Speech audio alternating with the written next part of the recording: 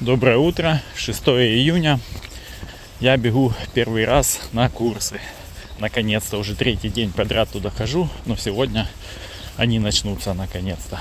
Не знаю, что там получится в итоге. По-немецки говорить я с ними вряд ли смогу. Они со мной тоже вряд ли будут на русском говорить, потому что сейчас те учителя, которые не знают. Ну, посмотрим, чем это закончится. Да, что сказать. Курсы начались. И я уже приблизительно понимаю, как они у меня закончатся. Ну, в общем, расскажу потом на прогулке, наверное. Сегодня опять будет дождь, скорее всего. Но я гулять пойду по-любому. Сейчас пообедаю. Соберусь с мыслями, как это правильно все объяснить, чтобы понятно было. И уже на прогулке расскажу тогда. Я на послеобеденной прогулке. Уже прошел 6 километров. Иду сегодня налегке. Быстро очень. И ветер огромный по полям везде, где я хожу, очень ветрено. Сейчас вот зашел в лесочек, и более-менее можно записать информацию про эти курсы, куда я начал ходить. Ausbildung und Arbeit, или как-то так. Но в целом, как это выглядит. 5 недель. Ты приходишь на 8:30 и уходишь в 8:30. Первое, что ты там делаешь, это тебе нужно заполнить резюме, создать свое, мотивационные листы, создать по шаблону, ну, приблизительно примеры, которые можно отправлять на вакансии. И вот я так с одногруппниками поговорил, они сказали, где-то у них этот период занимает 3 дня, пока они напишут Lebenslauf, это типа автобиография, оно же резюме, по сути. Вот 3 дня они мучают это резюме. Потом, значит, если ты уже определенный, кем ты хочешь работать, ты можешь смело открывать сайт джоб-центра и там, где поиск вакансий, выбирать, ну, зависит от того, готов ты к переездам, там, к езде на работу ежедневно и так далее. Выбираешь там либо наш там город, либо какой-то там плюс 50 километров, допустим, да, радиус поиска. И начинаешь искать по этой своей специальности вакансии. Открываешь, смотришь, устраивает тебя, отправляешь туда свое резюме и мотивационное это ж письмо вдогонку. Ну, правильно его оформляешь перед отправкой, меняешь там название фирмы и так далее. Я думаю, это все понятно. И отправляешь. У тебя есть распечатанная табулька, куда ты свою ежедневную активность, деятельность эту записываешь. Ну, то есть сегодня там я отправил там, допустим, одну вакансию туда-то, туда-то, в такую-то фирму. Эти табульки потом, наверное, сдаешь руководителям, здесь я не знаю, еще не разобрался. И плюс там они периодически у тебя могут флешку взять, проверить там что-то, как ты там этот составил резюме. Но это все куратор как бы помогает тебе, контролирует и так далее. То есть в этом плане самодеятельности особой нету. Вот, ну и задача такая, что ты должен за этот месяц, грубо говоря, там 5-я неделя тебе на подготовку, а уже месяц плотно должен искать себе работу. Ну и, соответственно, тебе приходят какие-то отзывы, отказы, там, либо вообще ответ не приходит. И ты как-то с этим должен работать. Это так все как бы в идеале должно выглядеть. Как на самом деле, ну, как я сегодня понял, да, пообщавшись с одногруппниками русскоязычными, по-разному бывает. Есть люди, которые умудряются одну вакансию за весь месяц отправить. Есть такие, которые там и по 3 в день шарашат. Есть те, кто и работу успевает найти. Есть те, кто не успевает. Есть такие, как я, которые не знают, чем они хотят заниматься. Или делают вид, что не знают. Ну, в общем, вот по-всякому. То есть, самое сложное здесь для меня сегодня было это убивать время. Так как я еще не знал, как это все будет, я не понимал, как я могу своими делами там заниматься, чтобы как бы и не видно это было, не замечал там наш куратор сегодняшний. Он не сидит с нами в кабинете, он там приходит эпизодически с утра, делает как бы перекличку, там потом залетает, если что-то надо, дела какие-то, ну, поделать ему, поспрашивать там у кого какие непонятки или что-то есть.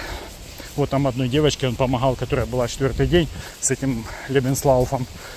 Что-то исправляли, они там, ну, заполняли как ее опыт работы, то есть туда там что-то меняли, там корректировали, в общем, такое. Корректировали. Вот.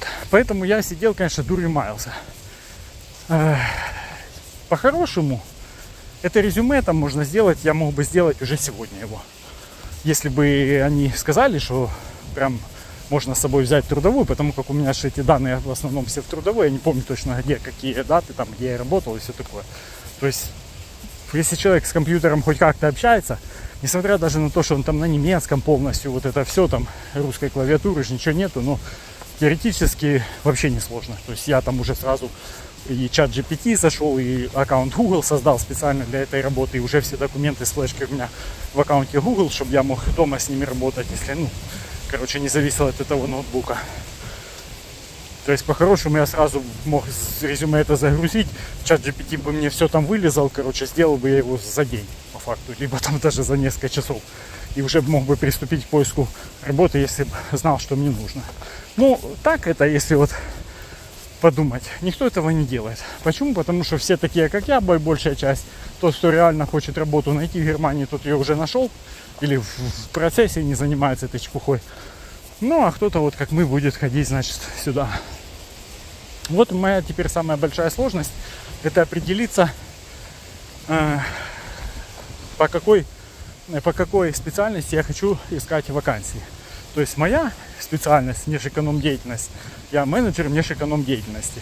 Никогда в жизни я по специальности не работал. В институт я тоже ходил сикось-накось, за сессии я платил. То есть учиться я вообще не учился. Я в то время все время работал. Там огромный опыт рабочий я за это время получил, если как для студента можно сказать. То есть все мои знания, это все есть практика. Но опять же, все это в торговле. И сейчас, так как я заполнял эти первичные данные в джоб-центре по поводу своего опыта предыдущего и специальности, то мне и вакансии такие джоб-центр предлагает, условно говоря, торгового представителя. Что-то такого плана. То есть все связанное с продажами, разъездами и так далее. То есть отсюда выплывают два нюанса. Я посмотрел пару вакансий сегодня ради интереса, дал чату GPT их проанализировать. В общем, он говорит, да, вакансии хорошие, интересные, фирмы нормальные, типа решил по правам, по языку. Он говорит, B2 минимум, лучше C1 и обязательно права. Ни того, ни другого у меня нету. То есть про права я говорил, да, мои взаимоотношения. Они украинские есть, но полученные 20 с чем-то лет назад. Соответственно, ездить я по факту не умею. Так скажем. На данный момент, скажем так. Вот, то есть мне надо по-любому уйти учиться на права. Это чтобы претендовать на такие вакансии. Плюс мне нужно, естественно, подтягивать язык. Так, наверное, я развернусь, погуляю еще по лесу, потом уже пойду дальше. Там ветер опять будет. Да, расскажу уже эту историю. И получается, что мне сейчас нужно понять, как я хочу двигаться дальше. В среду придет русскоязычная женщина-куратор, которая может мне дать тест профориентации, который они делают. Но он на немецком, и как мне сосед по парте сказал, это все Филькина грамота, то есть был бы ты немец, может там что-то он у тебя и выявит. То есть это в некотором роде психологическая вещь, которую языковой барьер не позволит раскрыть. А и мое понимание так, я сам не знаю, что я хочу. Я если бы хотел определиться с тем, что я хочу, да, по работе, я бы уже это сделал давно, там, без всяких профориентационных тестов и всего такого. То есть в данный момент я хочу путешествовать. Вот это я действительно то, что нащупал, и мне хочется. А точнее даже не много путешествовать, а хотя бы сделать вот этот один путь. Вот это мне интересно. И то это вынужденный интерес, который я сам себе нашел, дабы не страдать фигней. Я так думаю. То есть на самом деле, может, не так уж я этого и хочу. Судя по тому, с какой скоростью я ищу снаряжение и все такое. И так, если подумать в периоде, то когда же я начну это все делать, когда уже вот начало июня, а я хотел в августе, условно говоря, выходить. Еще шансы есть у меня, скажем так, не будем тоже раньше времени точку на этом ставить. Но и получается, что профориентационный этот тест ничего мне не даст. Тут мне нужно самому пораскинуть мозгами и подумать, как двигаться дальше. Если я ранее там в видео говорил, что было бы неплохо получить права, то, наверное, я должен придерживаться вот этой тактики. То есть, так как вся моя предыдущая деятельность была связана с торговлей, я, наверное, на этом и должен останавливаться. Потому что эти вакансии, которые мне будут по торговле попадаться, плюс с моим опытом, у меня там и руководящие были всякие как бы должности. И, ну, то есть это не то, что я всю жизнь работал продавцом, вот иди с своим знанием языка, там без прав, иди работай продавцом. Ну, по идее, я могу сказать, извините, я типа не на того учился, да. У меня были должности повыше, я хочу денег больше зарабатывать, вот хочу вот это. Я-то, конечно, могу сказать, но не факт, что они их это устроят. Они же тоже могут сказать, а не пошел бы ты, Валерий, хочешь работать вот так, как ты сказал, едь в Украину своей работой. Они могут уже там как-то меня условно-принудительно. Ну, это я только теоретически, вряд ли это все там так делается, но тем не менее. Тот, кто хочет не работать, уверен, он может не работать, и никто его не заставит куда-то пойти. Вот, ну, с точки зрения того, что я говорил, что права было бы неплохо получить, мне, наверное, правильно вот держаться все-таки такой политики. То есть говорить, что я хочу идти вот в торговлю, в представители, в какие-то вот такие должности. Хочу, я понимаю, что отсутствие прав меня ограничивает. Типа того. То есть я сейчас буду на эти вакансии рассылать, отказы получать. И потом с этими отказами имею полное право прийти к оператору и сказать, вот я определился, что я в жизни хочу. Хочу быть вот таким хорошим продавцом мега. Но у меня есть два фактора, которые мне мешают. Это отсутствие прав и плохой немецкий. Дайте мне, пожалуйста, и то, и другое выучить. Ну и смотреть, что она мне ответит. Теоретически мои все эти отказы по этим вакансиям с указанием почему должны бы ей дать право и техническое, и моральное отправить меня на то, что я хочу. Это вот так. Предположить такой вариант, что в среду мне сделают эту профориентацию, и там вдруг я по результатам пойму, что я хочу воспитателем в детском саду работать. Ну, это из области фантастики, да? То есть на что-то другое рассчитывать не приходится. Вот и выходит, что, скорее всего, этот месяц я буду заниматься вот такой фигней. Составлю эти Bewerbungen, Lebenslaufe. Укажу там всю эту свою торговую деятельность предпринимательскую потом. И буду рассылать на эти вакансии с заведомо известным результатом, отказами и всем прочим. Немецкий мой очень плох, как я сегодня понял, потому что о чем там разговаривали одногруппники даже с тем же куратором, я вообще не понимал. Какие-то слова выхватывал, но даже когда напрягался, вообще ничего не понимал. То есть грусть, печаль. Ну, я-то этому не удивляюсь, я знаю, как бы, что он такой и почему он такой, но они, наверное, будут удивляться, когда я начну уже там что-то с ними пытаться объясняться. Не знаю. В общем, мне пока все нравится. Единственное, я должен как-то вписать в это время с 9:30 и до 12:30 хотя бы там часика 3-4 на свою работу.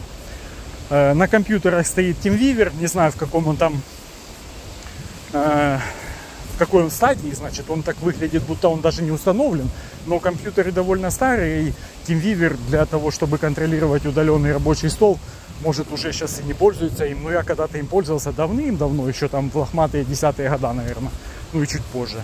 Я думал, он уже и не работает, честно говоря. Кто-то его выкупил, как-то по-другому называется. Ну, в общем, это программа для того, чтобы условный сисадмин мог посмотреть, зайти в компьютер, чтобы я даже не знал, и посмотреть, что я там лажу, допустим, по вакансиям или по порносайтам, типа того. Вот, это его задача такая. Соответственно, лазить по своим делам на их рабочем компьютере я не буду. Я могу приносить свой, наверное, я в этом не ограничен, но я уже ляпнул этой даме, что у меня моего нету, потому что, ну, тогда я не думал, что мне придется вот это таскать, и в этом будет какое-то благо. То есть я думаю, лучше я на их поработаю. Ну, а сейчас я понимаю, что у меня вариант один.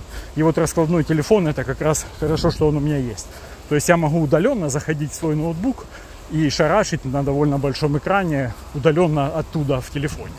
Единственное, что нужно кабель только взять, потому что он будет садиться постоянно у меня, чтобы он подзаряжался от ноута. Ну вот. Вот это такие планы. То есть я буду переходить, часик уделять работе, или сколько там получится по минимуму. Ну, стараться, чтобы сделать какие-то максимальные... сделать максимум, чтобы ко мне не приставали. Вот так вот.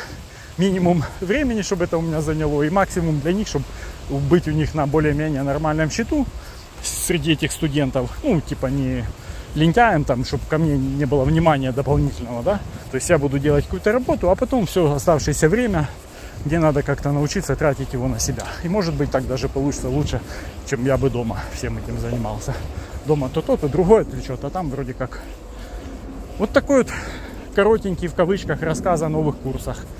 Вот так вот в Германии ищем мы работу, можно сказать. Когда горим особым желанием.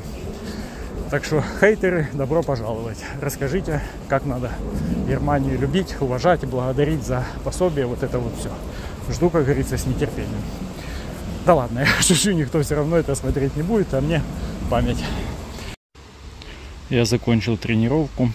Получилось 15,5 километров за 2 часа 25 минут. Вышла у меня такая скоростная сегодня. Было даже время 8:34, если я не ошибаюсь. Это вообще, по-моему, самое классное время за все время. Вот. А ходил в черных волфскинах, которые 45-й вообще размер, и на меня больше, чем на... В общем, вон он, палец, вот здесь аж. Да, белые я не стал одевать, я их еще не стирал, а эти решил попробовать. Хоть и ощущаются, конечно, как идешь как в калошах, как-то, ну, они на меня объективно великоваты. То есть и брыжатся вот здесь вот я затянул их. Классно, чтобы нигде они по сторонам не подтирали, потому что было ощущение вот в косточку. Тут так вырез заниженный. И вот здесь вот косточку терла, я так подтянул, вроде ок стало. Но вообще, конечно, топули прикольные. Нигде ничего не трет, кроме того момента, который я регулировкой исправил. Тут вообще все свободно, ничего не касается. Жарко, и я еще носки такие плотные одел, чтобы не терло. Ну, мало ли, думаю, вдруг начнет тереть где-то. Вот. Амортизации, конечно, вообще фонарь. Ну, как бы не рассчитанные они на то, непривычно мне. Плюс я давно в таком скоростном режиме не ходил. Тут же прям идешь, отталкивайся мощно и все такое. Поэтому сложновато. Малость я набегался. Вот. Сижу сейчас, расслабляюсь. Я хотел еще вдогонку по поводу вот этих курсов своих сказать кое-что, что мне в голову пришло, важным кажется.